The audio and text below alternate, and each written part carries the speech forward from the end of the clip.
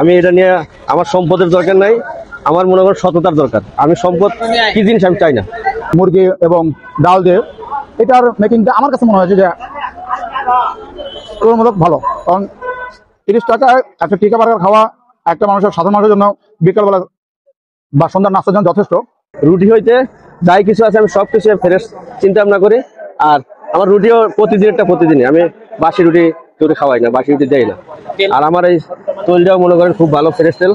এটা আপনার খোলা 1 নম্বর সবই নাকি আপনার আপনার বোতলের না, খোলা যে 1 নম্বর যেটা এটাই দেনা ছিল। অনেক টাকা ঋণ হয়ে গেছিলাম গাড়ির ব্যবসা করে, প্রায় 40-42 লাখ টাকা মারি খাইছি। প্রায় 14,35,000 টাকা দেনা হয়েছিলাম। লাস্টে সবাই বলছি 2-3 জনের ভাই, আমি আবার 10 টাকা 20 টাকা দেনা করি না, 3 জনের কাছে আমি বলছি যে দেখো টাকা পাইবা, যদি টাকা চাপ দাও আমি পলাই যামগা, দিতে পারবো না। আর কোনোদিন দেওয়ার মতন আমার সিস্টেম হইব না, না হইলে আমার কাছে দেওয়ার কোনো টাকা অ্যাবিলিটি নাই। আমি এখানে থেকে কামাই করবো, 50,000 টাকা ক্যাশ করবো, তারপরে দিয়ে দেবো। আর কেউ কাছে চাই বলতে পারবো না যে আমার কাছে টাকা পাইবো, তাহলে কিন্তু আমি টাকা দেবো না। তোমরাও আজ পর্যন্ত কেউ কাছে কয় নাই, দিতে এখন 3.5 লক্ষ টাকা আছে। বাজাপুরা জগতের মনে করেন কোনো কিছু আমার বাদ নাই, আমি বাজাপুরা করছি। এগুলো কেউ কাছে কোনো সরঞ্জাম শিখি নাই বা নিজেরটা নিজেই। বাংলাদেশে এমন কোনো জিনিস নাই যেটা নাই ওটা আমি করে এলাম, ওটা আল্লাহ পাক আমার বিবেক দিচ্ছে। 20 টাকা আর রুটি 10 টাকায়, মোটে 30 টাকা। মুরগির ডিম হাঁসের ডিম দাম তো এক না, কিন্তু বর্তমান সমস্যা হচ্ছে কি আপনার 5 টাকা কম বেশ করলে 5 টাকা ভাঙতে পাওয়া যায় না ভাই, যার কারণে ওই 2টা ডিম বার্গার একই করছে 40 টাকা। একটা হাঁসের ডিম তো বর্তমানে আপনি ভালো ডিম আনলে গেলে মানে গ্রামের ডিম আনতে গেলে আপনার 20 টাকার কাছাকাছি হয়ে যায়। আর কোলেস্ট্রল ডিম যেটা 18 টাকা করে রাখলে ভালো যায়, গন্ধ করে। ওরা তো ছেলেবেলে শিক্ষিত বলা পায় না, এদেরকে নিয়ে তো খারাপ জায়গায় থাকতে পারে না। এখন ব্যবসার উপরে নির্ভর, ব্যবসা যখন দুর্বল তত বাসা করে আমার দিয়া ওদেরকে খাওয়াইলে ঠিক থাকতে হবে, ওই রকম তেমন একটা আয় থাকে না।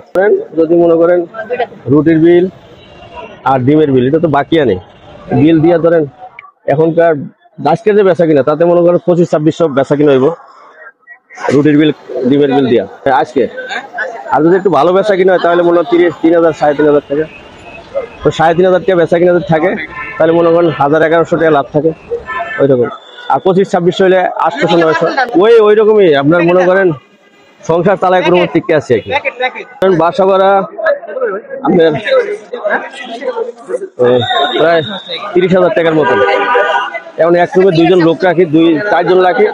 এই 3-4 মাস ধরে আবার 2 জন লোক আছে, তখন মনে করেন একটু বাসা ভাড়া দিতে হিমশিম খাওয়া লাগে। আর যদি 4 জন লোক থাকে তাহলে আর একটু সমস্যা হয় না। আল্লাহর রহমত আল্লাহ চালায়, আমি খুশি আল্লাহর দরবারে। আমি ভাই একটা তরিকা আছে বললাম না যে মোহাম্মদ দুলাল শাহ, আমি জালালি তরিকার, শাহজালাল আউলিয়ার তরিকা। আমি যাতে মিথ্যা কথা তোর সাথে না বলি বা মিথ্যা ব্যবহার না করি, মিথ্যা টাকা না খাই।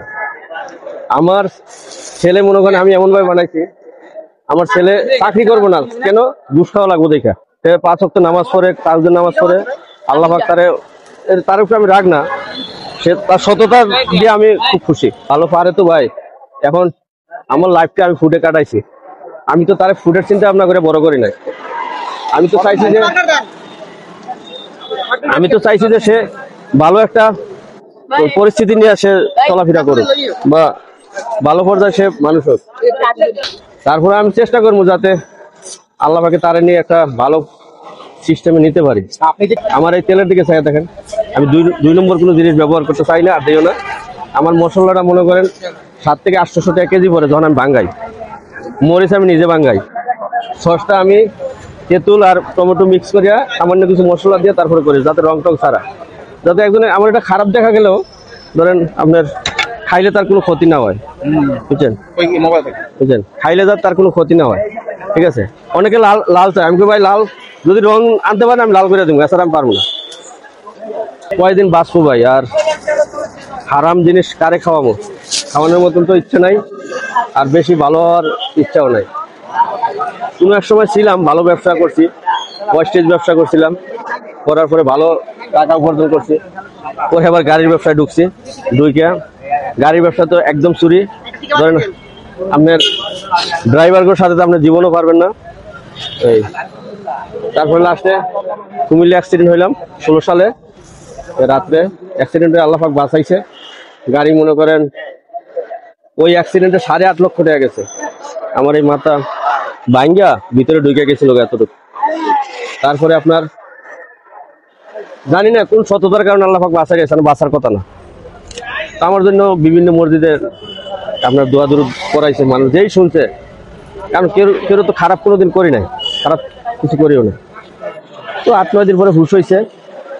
হুশ হওয়ার পরে আল্লাহ বাসাই রাখছে, আমি বাইসে আছি। স্ট্রিট ফুড কিন্তু তুলনামূলক যেটা হচ্ছে যে এখানকার, এটার নাম হচ্ছে টিকা বার্গার। ভিতরে যে টিকা এবং উপরে যে ব্রেডটা আছে তুলনামূলক অনেক সফট। অর্থাৎ এর আগে অনেক সময় জায়গায় এ ধরনের ফুড খাওয়ার পরে দেখা গেছে যে উপরের মানে রুটি বা যাই কিছু ভেতরের যে টিকা যেটা দেওয়া থাকে সেটা একটু শক্ত হয়।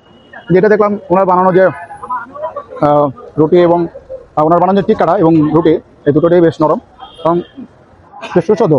এই যে সসটা যখন তো কালার থাকে একটু অন্যরকম একটা, যে কিছু রং মিশালে যেরকম একটা গন্ধ বা একটা স্বাদ লাগে সেরকমটা না, একদম অনেকটা রিয়েল যেরকম, অর্থাৎ কিছুটা মিষ্টি মিষ্টি, কিছু টক মিষ্টি টাইপের, বেশ টেস্টি। অর্থাৎ উনি যে কথাটা বলছেন যে ওনার রুটিটা ফ্রেশ এবং টিকা যেগুলো বানান, অর্থাৎ এবং দামটা আসলে খুব অবাক করার মতো। কারণ মানে চিকেন টিকা এবং তার সাথে একটা ব্রেড দিয়ে 30 টাকার মধ্যে এটা খুব সুস্বাদু এবং যথেষ্ট, মানে বিকেলবেলা স্ন্যাক্স খাবার বা বিকেলে যে হালকা নাস্তা আমরা করি তার জন্য যথেষ্ট।